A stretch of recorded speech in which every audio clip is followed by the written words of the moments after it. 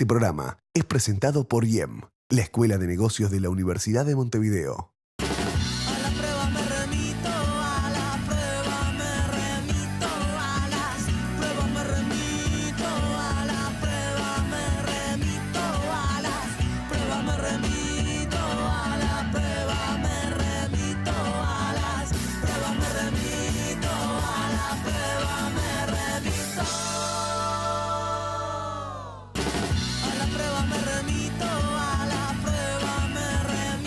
Muy buenas noches, bienvenidos. ¿Qué es mejor, añorar nuestro pasado glorioso o pensar en nuestro futuro? ¿Todo pasado fue mejor? ¿Por qué los uruguayos sentimos necesidad de aferrarnos al maracanazo, a la Suiza de América, a la tacita del Plata? Los invito a compartir la mesa que hacíamos el año pasado aquí en A las Pruebas Me Remito a propósito de este tema. Les cuento quiénes nos acompañan en esta noche. Tenemos a Juan Carlos Dollenart, analista político, director de la consultora Interconsult. Publicó recientemente el libro Como el Uruguay no había. ¿Qué tal? Buenas noches, Juan Carlos. Buenas un noches, gusto. un gusto. Heber Gato, abogado, analista político, fue profesor de Ciencias Políticas en la Universidad de la República, investigador en Filosofía Político. ¿Qué tal? Buenas noches. ¿Cómo estás? Un gusto, bienvenido. María Emilia Pérez Santarcieri, profesora de Historia, autora de varios libros, columnista en Radio Sarandí. ¿Qué tal? Buenas noches, bienvenida.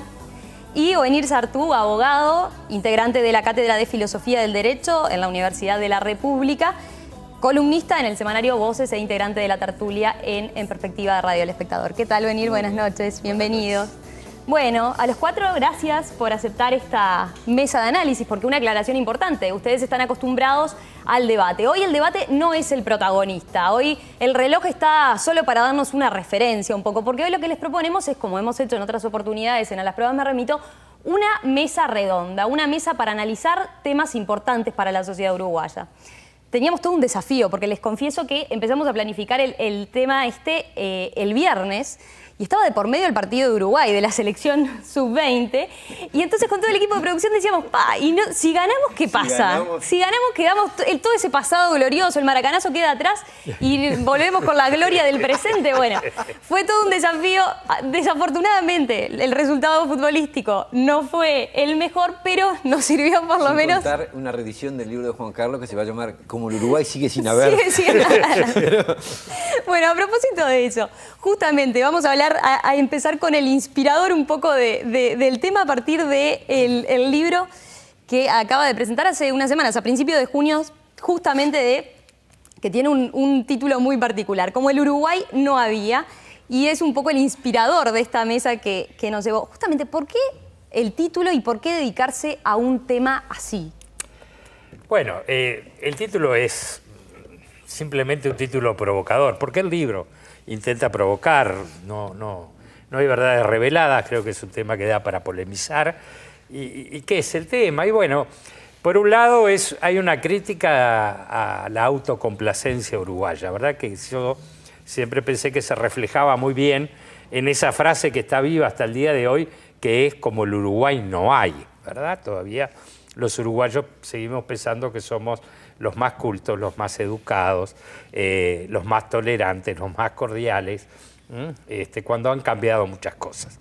De ahí parte de lo que el libro dice. Pero además ese atarse a un pasado glorioso, donde en el libro se muestran muchos de los indicadores sociales y económicos que demostrarían que estamos mucho mejor ahora que en 1950, cuando ganamos por cuarta vez el campeonato del mundo. Pero bueno, hay una visión de los uruguayos muy atada a ese pasado glorioso que el libro trata de analizar y que el título trata de reflejar. De ahí viene ese título, pero repito, busca provocar, porque yo creo que a los uruguayos nos está faltando mucho más de estos ámbitos de reflexión e intercambio de ideas, de pensar las cosas colectivamente. María Emilia, ¿qué caracterizaba a ese Uruguay del maracanazo, a esa Suiza de América? Bueno, mira, él ha dicho ahora, yo primero no he leído el libro, que me hubiera gustado mucho leerlo para un poquito actuar en consecuencia, ¿no? Pero partiendo de lo que tú me preguntás y teniendo en cuenta lo que él ha dicho, Él dice que los indicadores de hoy en día, probablemente indicadores económicos, casi todos, dan una situación mejor. No lo dudo. Pero esto es como la temperatura. Una cosa es lo que dice el termómetro y otra es la sensación térmica, ¿no es verdad? Bueno, entonces yo creo que la sensación térmica de aquella época era una época, voy a decir, de más cordialidad. Primero, estaba el barrio, que era una entidad muy importante, cosa que se ha borrado totalmente. Se vive de manera distinta. Yo me pregunto incluso, ¿cómo es que la ciudad se extendió tanto y hay tantísimos edificios enormes y sin embargo la población casi no crece? Son cosas que no entiendo. Lo que sí, se ha deteriorado aquella relación, ¿eh? Y la otra cosa que yo diría que evidentemente se deterioró es el tema de la enseñanza. Porque pensemos lo que era la escuela pública en esos momentos. En 1950 tuvo lugar un gran desfile de liceales y escolares por 18 de julio con motivo de la recordación del fallecimiento de Artigas, los 100 años de la muerte de Artigas. Y fue un desfile enorme en el cual todo eso se hacía con empeño y con orgullo, porque la escuela pública a la que concurrí era inmejorable, inmejorable. Ahora, también, de paso, digamos, recuerdo que Alfredo Castellanos, que fue director del Instituto Artigas y con quien trabajé muy junto a él, Castellanos en esa época ya era profesor y contaba que por esa época un profesor ganaba lo que un diputado. Entonces, un tema que se repite son elementos muy interesantes para ir teniendo en cuenta. Y lamentablemente, yo pienso que esos dos puntos que yo elegí para contestarte, y ahora seguiremos con otras cosas, dicen mucho a la calidad de vida. Mira, yo ahora vine en un taxi con un taxista que me dijo que se crió en Suecia. Entonces yo tuve curiosidad de preguntarle algo. Le digo, ¿sus padres eran exiliados? Sí, profesor. Y entonces le digo, bueno, ¿y qué tal esto y lo otro? Dice, sí, señora, pero esto que estamos haciendo usted y yo, de estar conversando, esto en Suecia no pasa. Y esto atiende una vez más a la calidad de vida. Heber, ¿por qué crees que tenemos esa génesis? ¿Cuál dices tú? Esa génesis, esa de mirar ese pasado, de aferrarnos a eso que yo planteaba, de tener que recurrir a lo glorioso hacia atrás. La utopía retroactiva que tienen los uruguayos. Lo cierto es que todos los pueblos tienden a fabricar mitos, relatos, valores que aluden generalmente a su pasado, ¿verdad? Es la historia de los próceres, el surgimiento de la nación, épocas felices donde todo parecía ser un futuro promisorio. Gerardo Gaetano y Rila, en su libro sobre historia nacional, en su excelente libro sobre la historia nacional, dice que en el periodo que va de los 30 a los 50, los uruguayos adherían a 4 o 5 valores que los definían y que ellos se sentían que los autodefinían. Él decía, la medianía era un valor vital para los uruguayos. No destacarse demasiado, no hundirse tampoco demasiado, ser el hombre promedio, ¿verdad? Ingenieros en la Argentina hablaba del hombre mediocre. En Uruguay hablábamos del hombre promedio, el hombre que en definitiva no sobresalía, pero no desaparecía, que tenía una individualidad masiva, tranquila, sin riesgos, era funcionario público toda su vida, se jubilaba después, tenía una jubilación razonable que le permitía...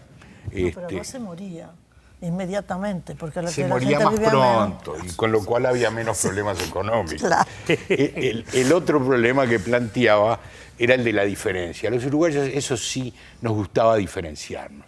No éramos latinoamericanos. ¿Ustedes se acuerdan de aquella polémica? No. Somos latinoamericanos, tenemos una raíz indígena. No, nosotros en definitiva somos distintos. Nos diferenciamos de los peruanos, de los bolivianos, hasta de los argentinos del norte. Tenemos características propias. Es cierto, no somos europeos exactamente, pero tenemos algo que nos define. Buscábamos, ¿no? Exacto. Acercarnos nos definía a eso. como Uruguay. Bueno, de hecho, la Suiza de América, por Exacto. algo es tan gráfica esa Montevideo, la expresión. Atenas del Plata, La Atenas fíjate del tú. Plata. Otra característica que ellos señalan y que creo que es muy atinado recordarla acá, era el consenso. Uruguay era una sociedad, en líneas generales, en el siglo XX, superadas los peores enfrentamientos de divisas, una sociedad consensual, aferrada a la democracia, aferrada a esos valores. Y el último de los valores que destacaba, pero no menor, era que nos sentíamos cultos. Nos sentíamos un pueblo que en el plano de la cultura avanzábamos sobre otros pueblos de Latinoamérica. Es decir, y para terminar, éramos en gran medida excepcionales. Eso es lo que hay que discutir, si se mantiene o no hasta ahora, ¿no? Ahora después vamos a entrar entonces en ese debate. Venir, para ti, ¿por qué lo añoramos? ¿Qué es lo que añoramos de ese pasado? Yo creo que hay una... Un poco Heber se ha comentado algunas cosas, pero... Sí, hay una cosa que veo es que Juan Carlos lo plantea en el libro, es el problema del sentido, de hacia dónde va una sociedad. Yo creo que esa es una cosa clave. No es tan importante cómo vive, ni qué niveles económicos, sino cómo tener un proyecto en común, compartido, ¿no? ¿Cómo explicar esto a quien no vivió esa época? Bueno o malo el proyecto, no importa, pero es decir, si uno se propone ser culto, o se propone que todo el mundo tenga seguridad social y educación, bueno, es un proyecto de sociedad, es un tipo de sociedad. Creo que eso, fuera del mito, de alguna manera funcionaba. Además, el Estado benefactor, al que hace un poco el Estado referencia benefactor, la sociedad amortiguadora, la medianía, pero había un proyecto en el cual la idea era, bueno, acá podemos hacer una sociedad igualitaria, donde se viva razonablemente bien, y eso era un propósito compartido, creo que era un propósito compartido. Eso actualmente no se da. Digo, la sociedad uruguaya se ha diferenciado mucho, se ha fragmentado mucho, la escala de valores no es compartida y sobre todo falta un proyecto en común.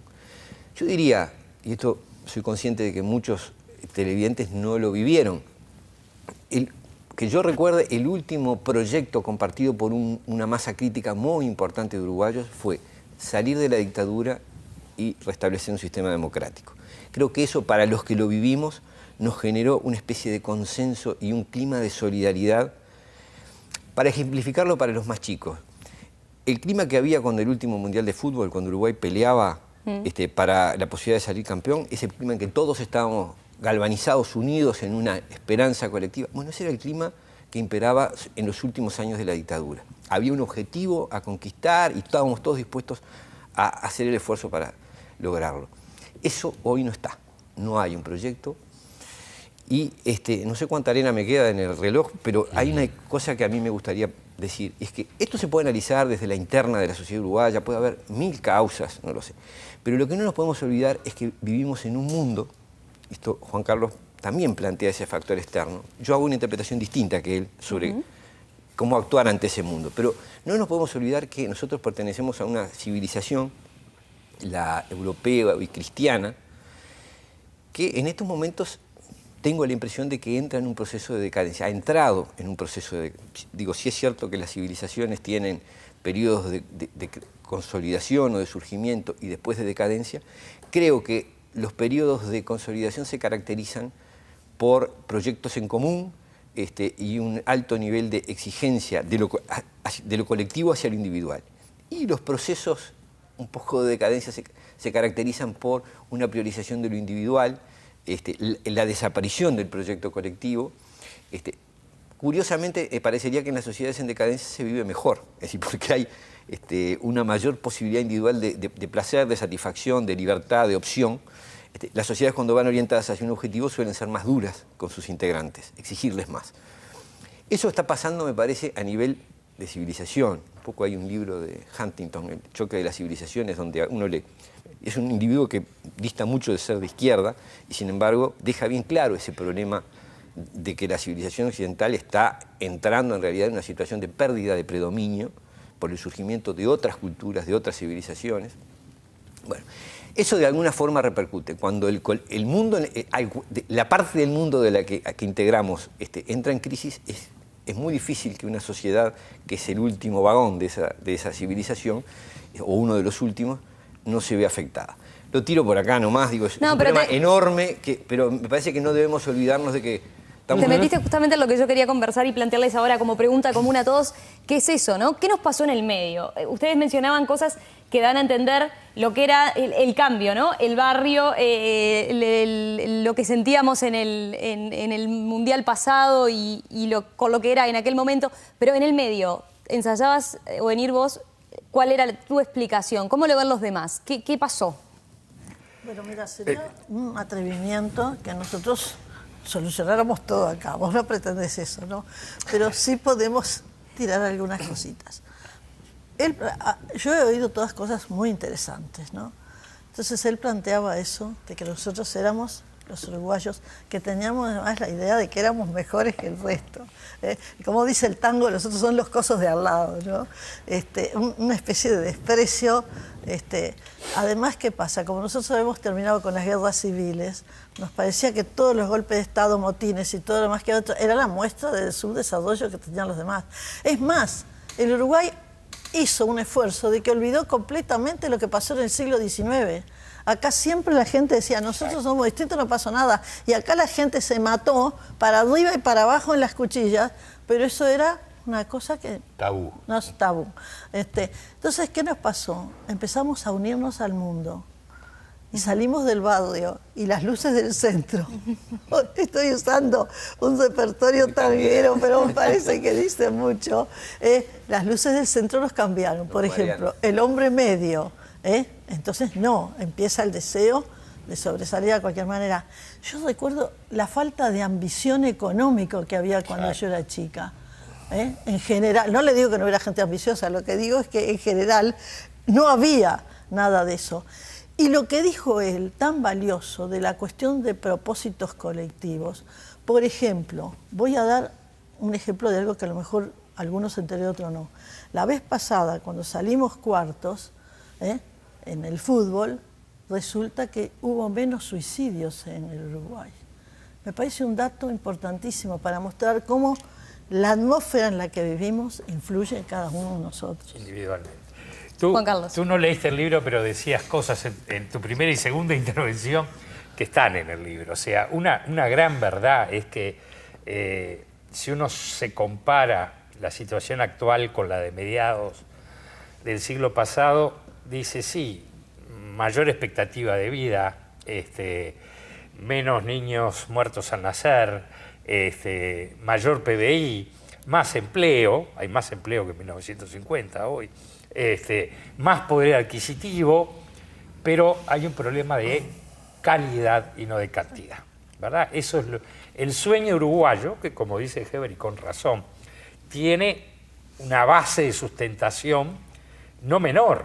Yo siempre fui muy crítico de cómo recordamos excesivamente Maracaná. Un día descubrí, pensando yo solo, a veces uno piensa, digo, pero claro, ¿cómo no? Si fue una gesta heroica, ¿por qué los uruguayos no vamos a reivindicar Maracaná? Está muy bien, todos los pueblos lo hacen. Los pueblos que tienen cosas buenas para recordar. Ahí te digo, sobre todo los países europeos, en eso somos muy parecidos también. El tema era la calidad de vida. La calidad de vida nos cambió sustancialmente. ¿Pero por qué? Y ahí voy. Porque cambió el mundo. Realmente, el mundo cambió radicalmente en estos 50, 60, 70 años últimos. Los cambios han sido vertiginosos y muy importantes. Quizás uno de los cambios que se ha producido en la humanidad más importante se ha producido en este último periodo. Y los uruguayos, donde todo nos llega tarde, al final nos llega también. Entonces, también a la sociedad uruguaya, Alvin Toffler escribió en 1979, La tercera ola, y decía, muchas cosas van a cambiar, pero fundamentalmente van a cambiar los estilos de vida de la gente. Ya previendo todos los cambios tecnológicos y cómo eso iba a influir sobre la generación de la riqueza, la distribución, pero decía, fundamentalmente va a influir sobre el estilo de vida que tiene la gente. Y efectivamente eso es cierto. Buenir se mete en un tema bastante complicadito, que yo lo eludí en el libro. Lo eludí en el libro porque no me animé. Pero tiendo a pensar que parte de lo que dice es cierto, aunque creo que todavía la sociedad occidental y cristiana va a ser predominante en el mundo por un buen tiempo. Probable. Es muy probable, pero también es cierto que ya empieza a mostrar síntomas de decadencia, que si uno compara con civilizaciones decadentes, y como decía Bonir, donde uno de los, y lo dejo para una próxima instancia, uno de los elementos centrales es la personalización de las sociedades, ¿verdad? La individualización del individuo, valga la redundancia, en contra de lo colectivo. En este momento en el mundo occidental y cristiano, ojo, no todo, las grandes causas colectivas no existen. No tienen peso sobre la gente. Claro. Sí, yo creo que los factores culturales que señalan los tres, tanto María Emilia como Bonir, como Juan Carlos, son muy influyentes, ¿no? Indudablemente vivimos en una época distinta, ¿no? En balde se llama la posmodernidad. ¿Qué significa la posmodernidad? Bueno, que el relato moderno, que era muy uruguayo por otra parte, todas estas características que señalamos tenían que ver con el auge de la modernidad. Bueno, son sustituidas por un modo de entender el mundo diferente que se lo llama, a falta de otros títulos mejores, y discutiblemente en algunos aspectos, la posmodernidad. La posmodernidad es la fractura de las sociedades, el individualismo, la búsqueda de metas propias, individuales y no colectivas, en fin, todos esos fenómenos que tienen que ver con la ruptura de esquemas comunes a la sociedad. Para decirlo de otro modo, la modernidad era mucho más cohesionada en sus aspiraciones que la posmodernidad. Ahora, ¿qué pasó en el Uruguay? Tú lo preguntabas y creo que la pregunta es pertinente. ¿Por qué se rompió ese mito prometeico y feliz que teníamos los uruguayos? Bueno, sin duda, muchas son las causas, las culturales, entre otras. Pero en Uruguay pasa algo a partir de los años, mediados de los 50. Se rompe el modelo económico.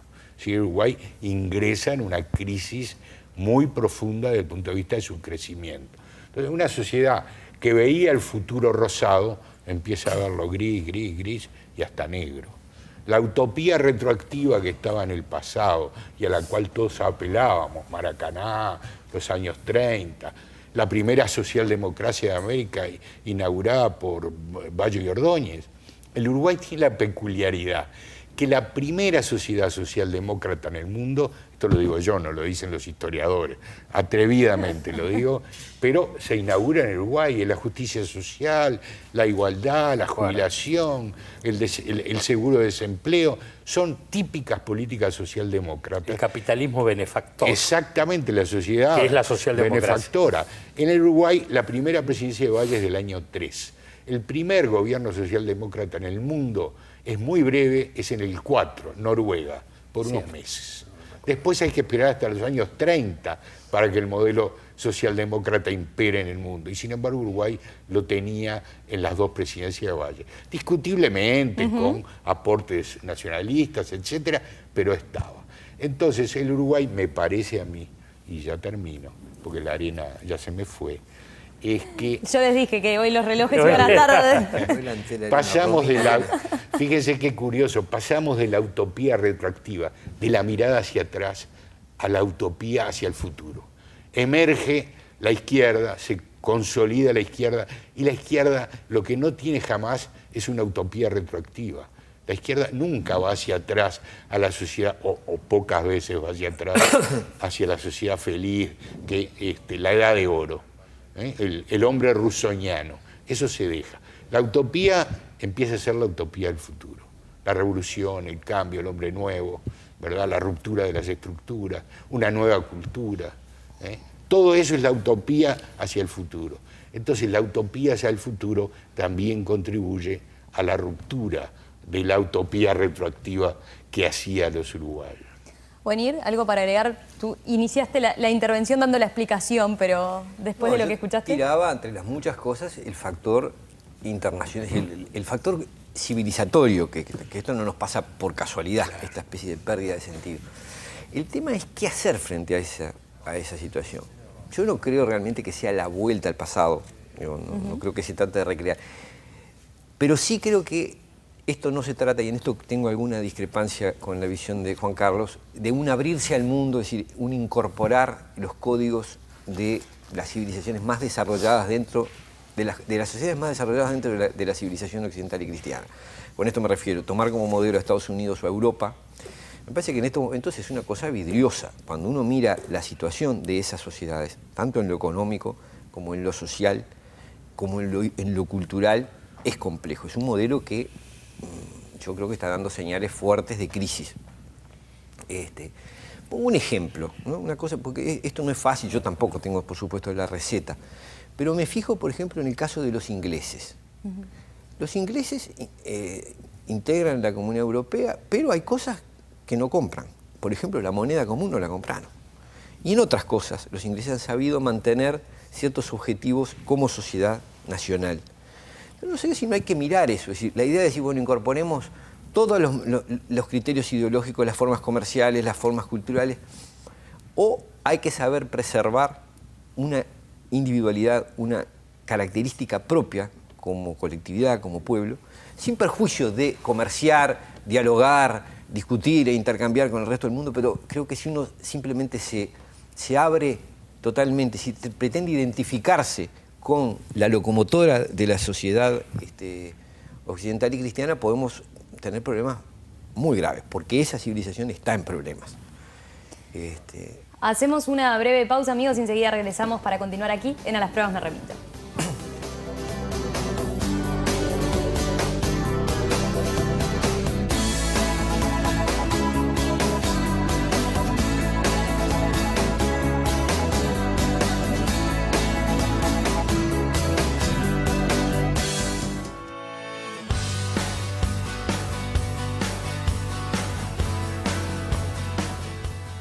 El Uruguay de los recuerdos, de épocas doradas. Eso es lo que estamos hablando, un poco para verlo, cómo se ve ese pasado hoy. ¿Por qué nos aferramos tanto a esa historia? ¿Qué Uruguay es mejor? ¿Aquel de principios del siglo XX, mediados del siglo XX, o el de hoy? Ese es el tema sobre el cual estamos reflexionando en esta noche en A las Pruebas Me Remito, en esta mesa redonda. En el bloque anterior hablábamos justamente de todo lo que implicaba ese pasado. Pero, ¿cuánto creen que ese pasado glorioso nos bloqueó y nos hace de obstáculo de alguna forma para mirar el futuro? Yo creo que bastante, sinceramente, porque hoy Heber lo decía, bueno, no podemos olvidar de que el Uruguay a partir del 54, más o menos se ubican los historiadores y economistas, empieza a sufrir un estancamiento productivo muy grande, que hace que, frente al desarrollo de otros países latinoamericanos, en determinado momento, diría el día de hoy, muchos nos igualaron y otros nos pasaron.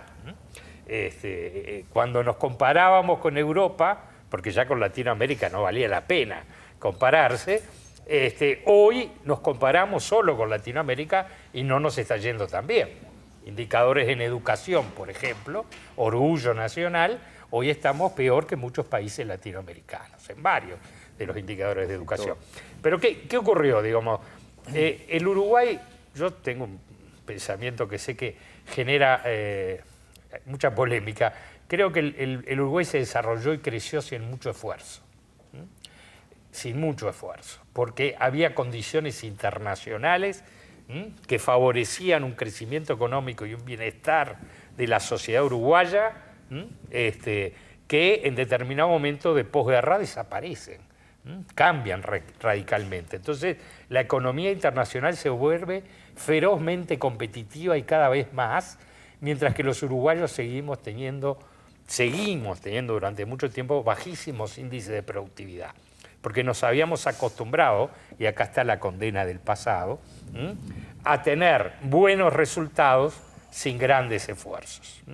Claro, acá muchos dirán, bueno, el inmigrante, pero si acá la riqueza que eran las vacas tuvieron antes que el hombre. Para mirarla, primero tuvieron las vacas, después tuvo el hombre.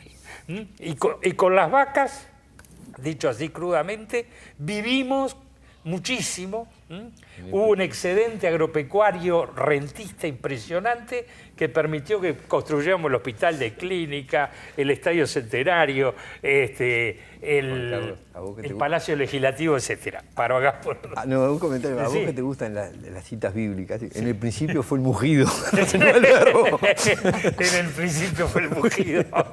Ustedes saben que yo cuando daba clase en secundaria empezaba así, no decía el mugido. En un principio fue la vaca. Claro. Sí.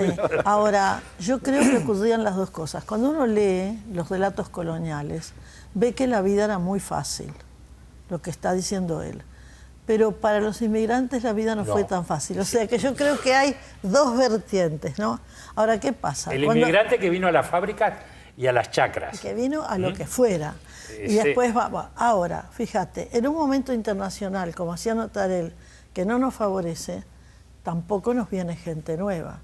Entonces, eso también se va abordando. Creo que el espíritu pionero se pierde absolutamente.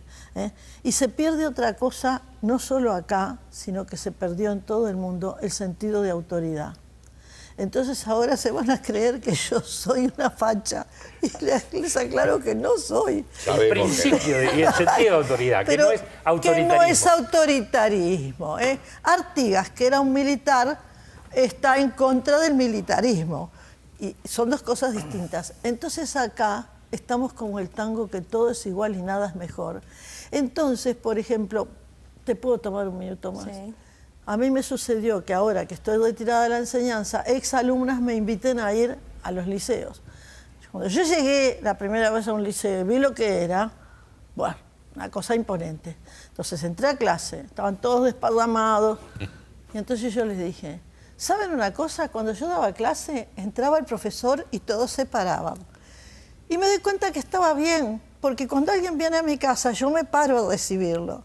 Entonces así, suavemente, nos vamos dando cuenta de que hay cosas que las perdimos por equivocación en cómo las veíamos. Y en el mundo vieron que en Francia empezó también a tenerse en cuenta esto. Bueno, respecto a las vacas antes que la gente, Carlos Marx decía que las sociedades capitalistas se caracterizan por la explotación del trabajador. Bueno, el Uruguay se caracteriza por la explotación de la vaca, porque en definitiva esa riqueza agropecuaria nos dio un facilismo para la vida que sin duda debe haber influido. Es difícil en las variables culturales de este tipo medir, digamos, qué influencia directa tuvo, pero muy importante. Ahora, a mí me gustaría de todos modos hacer un poquito de abogado del diablo. Es decir, esa sociedad de los 30, de los 40, de los 50, ¿era una sociedad innovadora? ¿Era una sociedad retadora? ¿Era una sociedad dispuesta a cambiar? ¿O era una sociedad conservadora, una sociedad gris, refractaria al cambio, con dificultades para adaptarse a lo nuevo? Era una sociedad satisfecha, pero la satisfacción no siempre es el mejor estímulo para generar sociedades más profundas, más reflexivas, más críticas. No teníamos un sentido crítico como tenemos ahora. De modo que en esto hay continuidades y rupturas, y hay valoraciones negativas de las continuidades y valoraciones positivas de algunas continuidades. Una continuidad importante del Uruguay, que ya la teníamos en el 30, el sentido democrático. Lo seguimos afortunadamente teniendo. Quizá no sea el mismo, no valoremos la democracia de la misma manera, pero el sentido democrático, la idea de que la soberanía está en todos nosotros, está en el pueblo, la idea de que los derechos humanos son importantes, sigue estando. Y las mediciones, Juan Carlos acá me puede avalar, del Latinoamérica Barómetro y todas las mediciones efectuadas, se indican eso. De modo que algunas continuidades son importantes y es bueno mantenerlas, y algunas no. Esta autosatisfacción excesiva que tenía la sociedad uruguaya, bueno, es bueno que la cambiemos. Exacto. Y aceptemos que vivimos en un mundo que nos reta permanentemente. ¿Buenir? Tu pregunta, Romina, me quedé pensando, es decir, ese pedido de comparación entre la sociedad de mediados del siglo XX y la actual, Esto es como si uno le preguntan, ¿qué es preferible? ¿Tener 20 años o tener 50? Bueno, ¿cuál es el problema? Probablemente uno se sienta mejor a los 20. El tema es que no puede volver a tener 20 años. Lo que puede plantearse a los 50 es decir, cómo voy a vivir los 60, los 70 y tratar de llegar a los 80 o 90. Y creo que eso nos pasa. Es decir, creo que si uno pone la mirada a decir, volvamos para atrás, reproduzcamos los años 50, bueno, como ejercicio de memoria puede ser muy lindo, pero no nos aporta demasiado para cómo tenemos que encarar los años que vienen. Yo ponía hoy el ejemplo de los ingleses, simplemente diciendo cómo es una sociedad que, pese a estar integrada al mundo y a la civilización europea, ha sabido preservar ciertos códigos y ciertos criterios, tanto en lo cultural como en lo económico, y en lo político, ha sabido resguardar ciertos ámbitos que le son propios, ¿no? Y les ha ido mejor, en definitiva, que a otros países europeos que compraron el proyecto Comunidad Europea sin límites y sin condiciones, ¿no? Yo no sé si no hay que mirar ese tipo de cosas, no para imitar a los ingleses, obviamente, sino para decir, bueno, las sociedades que pueden funcionar son aquellas que son capaces de percibir el mundo en el que están y comunicarse con él, pero también preservar alguna identidad propia, mantener ciertos códigos propios. Nosotros estamos teniendo un problema en eso, porque creo que oscilamos entre la idealización de un pasado y el creernos independientes, es decir, que esto se va a resolver en el Uruguay solo, a la otra que es decir, bueno, abramos las puertas al mundo y asumamos todo lo que viene. Bueno, creo que ni lo uno ni lo otro. Y es un tema difícil, que creo que no tienen claro ni el Frente Amplio, ni el Partido Colorado, ni el Partido Nacional, ni nadie. Es un problema que deberíamos analizar, discutir. Lo dejo para otro bloque. Hay un tema que a mí me parece que sería clave, que podía ser, ya no de alguna manera mencionado los demás compañeros del panel, que podía ser el nexo entre lo positivo del pasado de nuestra identidad y un posible futuro. Pero lo dejo para otro bloque. Con eso cerramos sin duda para mirar a ver qué tomamos del pasado y qué nos sirve para mirar hacia adelante. Pero brevemente, para terminar este bloque, yo lo que les planteo es, en síntesis, ¿qué dirían? Tú lo planteabas, venir de decir, ¿fue tan glorioso ese pasado o lo idealizamos viéndolo en perspectiva? Porque Juan Carlos mencionaba también, las cifras nos dan mejor hoy que ayer. Entonces, esa perspectiva histórica no nos hace ver un poco distorsionada la cosa. Y por otro lado, la siguiente pregunta. ¿Como el Uruguay no había, están todos de acuerdo? ¿O como el Uruguay no hay? ¿Mantienen la esperanza? A ver, ¿quién toma el guante? Yo creo que hay un poco, y brevemente, hay un poco las dos cosas. Hay idealización y hay realidades. Las realidades es lo que hoy decíamos, la calidad de vida que teníamos los uruguayos en esa época, es para idealizarla. Y después hay cosas que se exageran, como le ocurre a todos los pueblos, claro. Como le ocurre a todos los pueblos. Yo lo que siempre digo es, reivindiquemos Maracaná, pero no nos atemos a Maracaná, ¿verdad? No creamos que con la garra charrúa vamos a seguir teniendo éxito si alguna vez lo tuvimos. Simplemente eso, no nos atemos a ese pasado que a veces está idealizado. Yo creo que como el Uruguay no hay, es una frase que deberíamos desterrar, realmente. Creo que expresa lo que yo decía al principio de este programa, una autocomplacencia que hoy no se sostiene con nada. Sí se sostenía en la primera mitad del siglo XX, pero no se sostiene hoy, cuando uno se compara con otras sociedades que tienen otros problemas, pero ya la Tacita del Plata, la Atenas, no, todo eso no va más. ¿Cómo lo ven ustedes?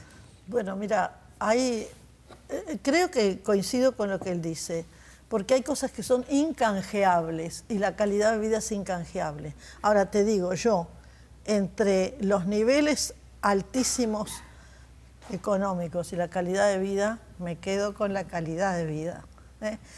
Acá yo recuerdo un extranjero que dijo... Perdón, porque la calidad de vida no tiene que ver solo con lo material. Claro, es otra cosa. Hoy tenemos mucho más cosas que antes. Mira, lo hablábamos fuera de cámara también, cuestiones como el tránsito. Mira, voy a dar un ejemplito. Una vez leí un reportaje sobre un húngaro que había venido acá no sé en qué año Entonces el hombre ahora recordaba y describía cómo era el Uruguay. Y entonces decía, el Uruguay es un país donde cuando la gente se va a sentar en el ómnibus pide permiso.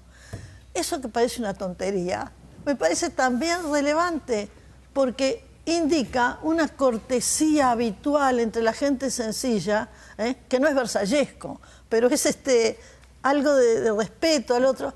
Y todas esas cosas las tenemos que añorar. Ahora, lo que no podemos perder de vista es la cita del famoso poeta, que dice, Manrique no dice que todo tiempo pasado fue mejor. Manrique dice, ¿cómo a nuestro parecer cualquier tiempo pasado fue mejor? Entonces todos tendemos, lógicamente, hasta en las relaciones familiares, hasta en los velorios. Nunca fui a un velorio donde alguien diga que el muerto era malo, ¿no? Entonces, evidentemente, la parte personal tendemos a mejorar las cosas, pero en el balance hay luces y hay sombras.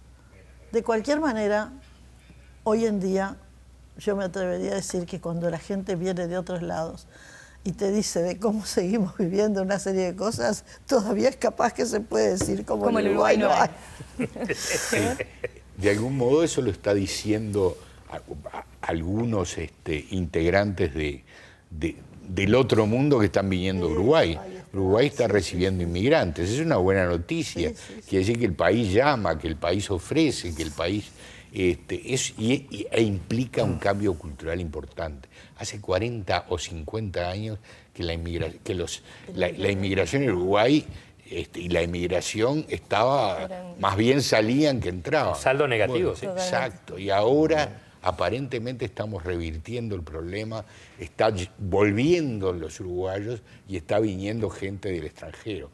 De modo que algunas cosas están cambiando para bien, no todo está cambiando para mal. Ahora, establecer estos balances es tan difícil. Es decir, lo que es importante es que sigamos manteniendo algunos valores que son vitales para la vida, es decir, que nos hagan más demócratas, más realizados, más plenos, más... esta tendencia hacia el individualismo no es mala, en la medida que no olvide la solidaridad, en la medida que esa dimensión de que en la medida que nos hacemos individuos, también se hacen individuos los otros, es una cosa, es un valor a sostener.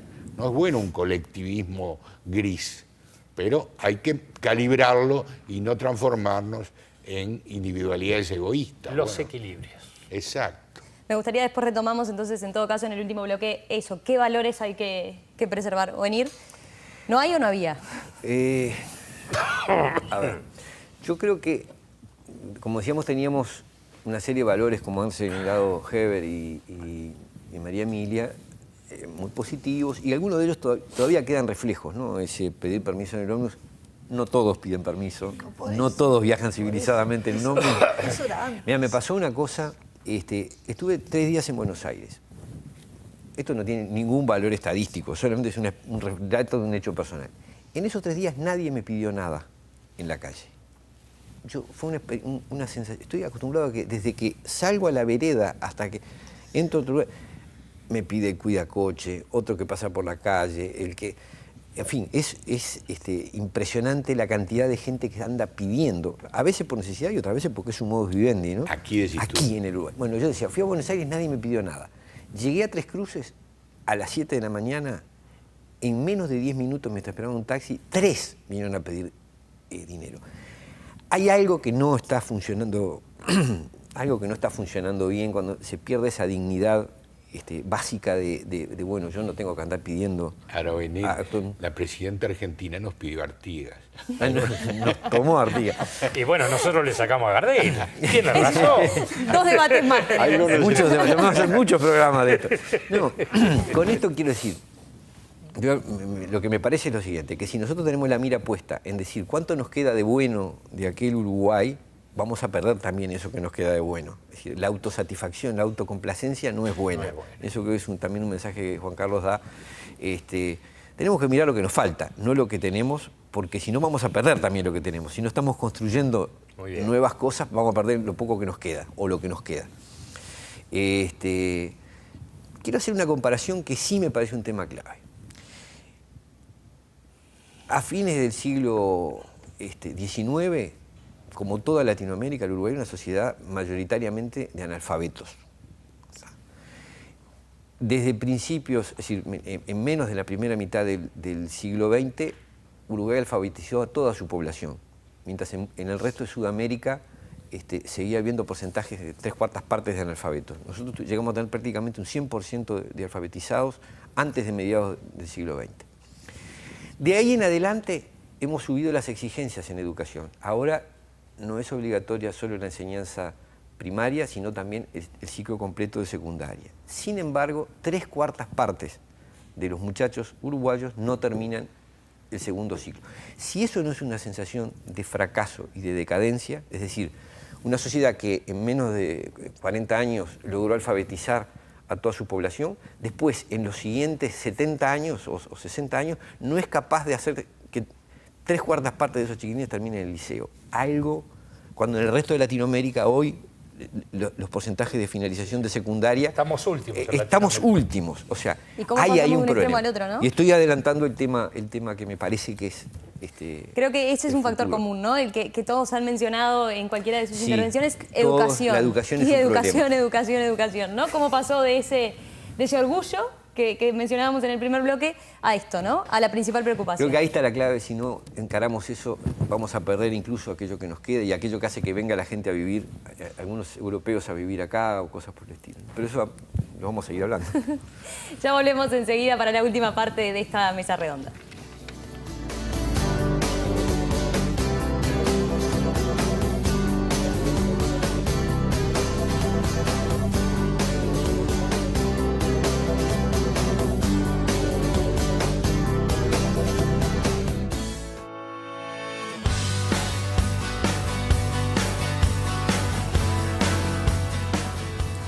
La Suiza de América, el como el Uruguay no hay, el maracanazo, es lo que nos hace a los uruguayos de alguna forma siempre mirar y aferrarnos a ese pasado.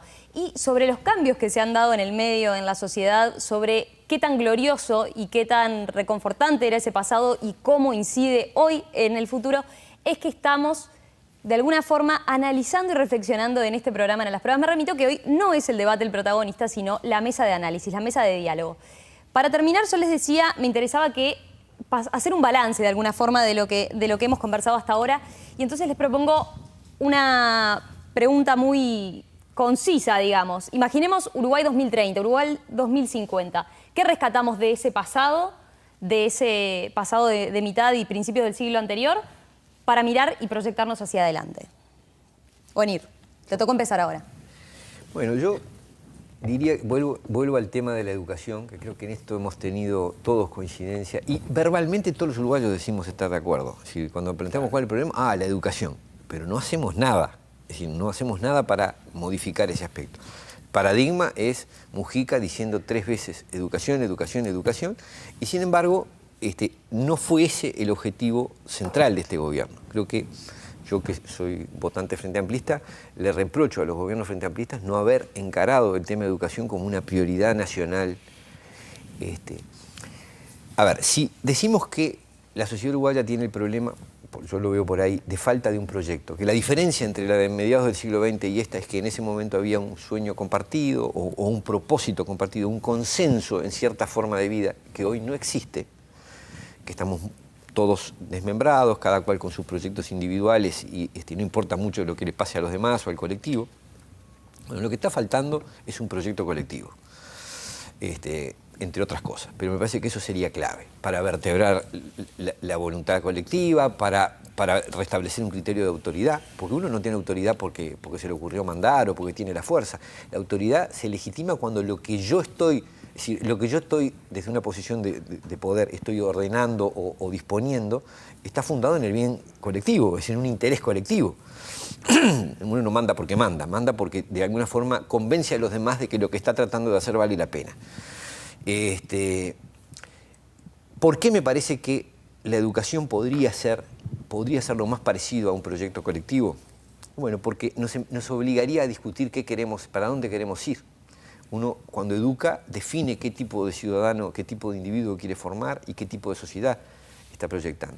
O sea, transformar la educación en una causa nacional, en un proyecto compartido, me parece que sería vital, por dos cosas. Uno, por el bien que haría a los muchachos, a los chiquilines y a los jóvenes, y otro porque a los adultos nos obligaría a clarificar ideas sobre lo que queremos hacer. Me parece que por ahí pasa la mayor posibilidad de un proyecto compartido. Y una sociedad que no tiene eso, es decir, que pierde la capacidad de reproducir su cultura, de transmitirla a los más jóvenes, está en problemas serios. María Emilia. Bueno, yo en lo que creo que hay que poner atención es en poder recuperar a la marginalidad. Porque por supuesto que antes siempre había pobres, había medianos y había ricos, pero marginados muy poco. Eso es una cosa fundamental para que logren la dignidad que tienen que tener. Y la otra cosa es al revés, los que no están marginados, los que desempeñan un papel en la sociedad, que tengan ganas de hacer las cosas. Porque hay mucha gente que está en el puesto, en todos los puestos, y sin embargo no pone lo que poníamos muchos, que era la entrega total. Heber. Yo me pliego 100% a lo que acaba de decir María Emilia. Creo que el Uruguay del pasado teníamos marginación. Ahí tengo un matiz contigo. Lo que pasa es que la marginación no la veíamos. Era una sociedad que ocultaba la marginación. La marginación estaba en los pueblos de ratas del interior, mayormente, y no tenía incidencia en los grandes hechos de la vida ciudadana, en la vida política, en la vida cultural. Estaba allí, aislada, ignorada. La diferencia importante es que en el momento actual la vemos, la marginación, la sentimos todos los días, o nos agrede con el delito, o nos asusta con el delito, o aparece en la pantalla del televisor. La marginación o los marginados son los que no aprenden. ¿Por qué no aprenden? No porque no quieran aprender, quieren aprender otras cosas, tienen otros códigos, otros lenguajes, otro modo de vida. Si no logramos revertir ese proceso de marginación, estamos liquidados, como el futuro nuestro se ve oscuro. ¿Cuál es la diferencia con el pasado? Que ahora tenemos conciencia de ese fenómeno. La marginación es visible. Podemos saber que si no reintegramos a los marginados, no tenemos posibilidad de construir una sociedad más o menos integrada, que no va a ser la sociedad del pasado, pero que va a ser una sociedad necesariamente más solidaria, más unida, más integrada que la actual. Por ahí me parece que está el problema. Juan Carlos. Obviamente no se vuelve para atrás.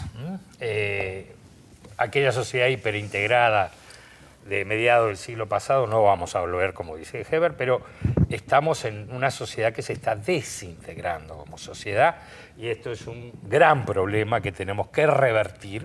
Y la desintegración se da no solo en materia económica, o se da en actitudes, en valores, la predominancia del personalismo, del individualismo, del consumismo, no del consumo que siempre es bueno, del consumismo exagerado.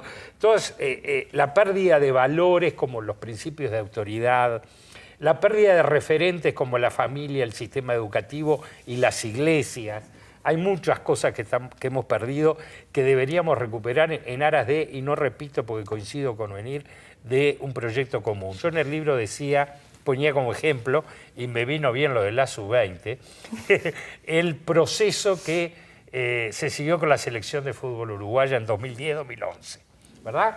Que hubo una causa colectiva. Pero detrás de esa causa colectiva no estaba la garra charrúa, no estaba el gaucho revoleando goleadoras. Había un proceso profesional serio que se siguió durante 2 años y que permitió que Uruguay estuviera en los primeros lugares en el mundo. Después en el 2012 no fue mal. Pero por suerte ahora volvimos. Ese mismo proceso también repercutió en la sub-20. ¿Qué quiere decir? Que cuando hacemos las cosas bien, profesionalmente, con un norte común y con metas como país, como sociedad, se pueden lograr cosas. En lo educativo, en otros planos, y se puede recuperar grados de integración diferentes a aquella época porque vivimos mundos distintos. Pero se pueden recuperar grados de integración porque nosotros tenemos una serie de ventajas comparativas que debemos preservar. No hay problemas raciales, no hay problemas étnicos, no hay problemas geográficos. O sea, el Uruguay es un país chico que tiene muy homogéneo, con muchas posibilidades de volver a ser una sociedad integrada, y perdón por haberme pasado. Ojalá hayan disfrutado de esta mesa que dice tanto de nuestra idiosincrasia, de nosotros como país, y donde, como vieron, terminamos mirando no solo ese pasado, sino qué podemos trasladar de ese pasado glorioso hacia el presente y hacia el futuro. Los espero la próxima semana con un nuevo debate.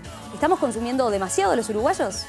Los espero. A la prueba me remito, a la prueba me remito, a las pruebas me remito, a la prueba me remito, a las pruebas me remito, a la prueba me remito, a las pruebas me remito, a la prueba me remito. Presentó IEM, la Escuela de Negocios de la Universidad de Montevideo.